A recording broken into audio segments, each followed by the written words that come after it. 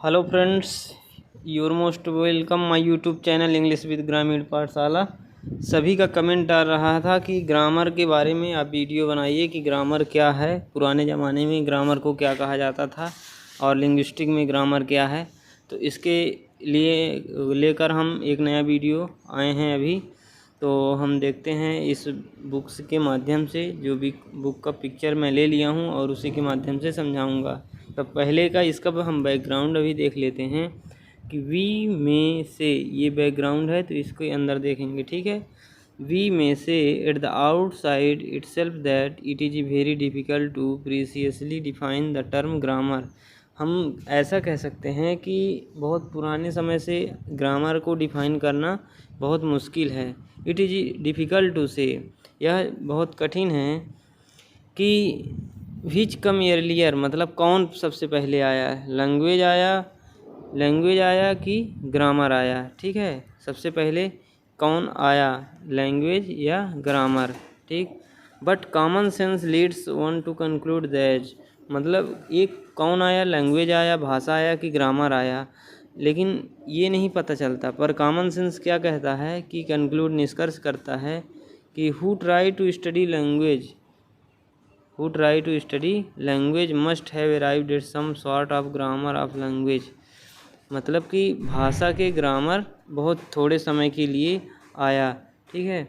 May be grammar was an attempt to discover certain pattern in language structure. क्या grammar हो सकता था, was an attempt to discover, मतलब खोजने के लिए, निश्चित रूप से किसी भाषा के सूत्र के पैटर्न में खोजने के लिए क्या किया जा सकता था। In attempt to classify word and sentence, word और सेंटेंस को क्लासीफाई करने के लिए। And then to deduce some rules. It must have been initially an attempt to describe language, but those who tried to discover rules or patterns or to classify words or structures assumed a sort of prescriptive authority and come out with normative statement. अब देखिए आगे, modern linguistic affirm that any scientific study of language has to be descriptive not prospective. क्या बोला जा रहा है कि modern ज़माने के मॉडर्न लिंग्विस्टिक अफर्म दैट में any scientific study of language has to descriptive और प्रस्पेक्टिव, इस दो तरफ के लिंग्विस्टिक हैं। अब देखिए आगे क्या होता है।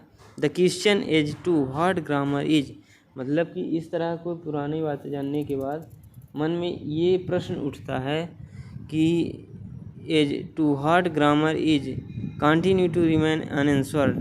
ये क्वेश्चन आता है लेकिन इसमें से रिमेंस रहता है कि ग्रामर क्या है। Look at a simple sentence like, चलिए हम कुछ ग्रामर के सेंटेंस को देखकर फिर समझते हैं कि ग्रामर क्या है, ठीक है। Chess is game of glorious tricks, ठीक है। Chess is game of glorious tricks.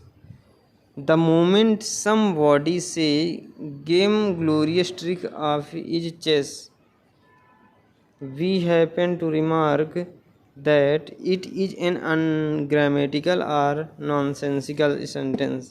हम इसको यह कह सकते हैं कि ये ग्रामेटिकल है, नॉनसेंसिकल है, ठीक है। This means grammatically has something to with sense और meaningful of sentence, it is a grammar.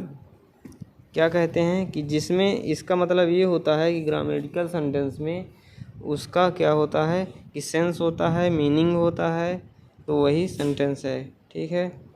It is grammar, यह ग्रामर है। देयरफॉर, इसलिए that gives the user of a language, ये ग्रामर है तो यूजर को क्या, जो मतलब इसको यूज करते हैं, जो पढ़ते हैं, यूजर को क्या देता है, भाषा देता है। The ability of distinguish between a sentence and non sentence, sentence और नॉन सेंटेंस के बीच का विशिष्टता प्रदान करता है। Similarly, grammar again that makes us see the Synonymity or relationship based on identical meaning between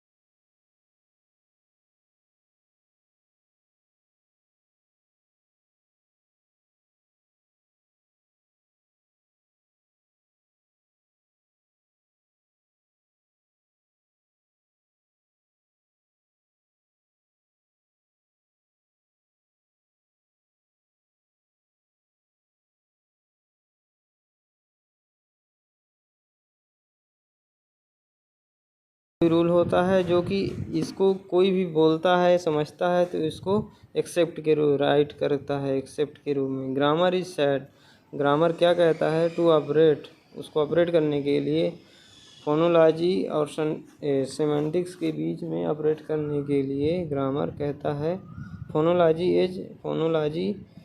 is well known is the study of sound. Phonology क्या है?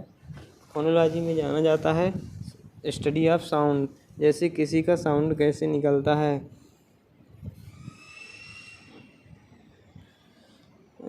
Of language while semantic is the study of meaning. Phonology क्या है? Study of sound and phonology is the well known is the study of sound of language while semantics is the study of meaning. Grammar studies the way in which word morpheme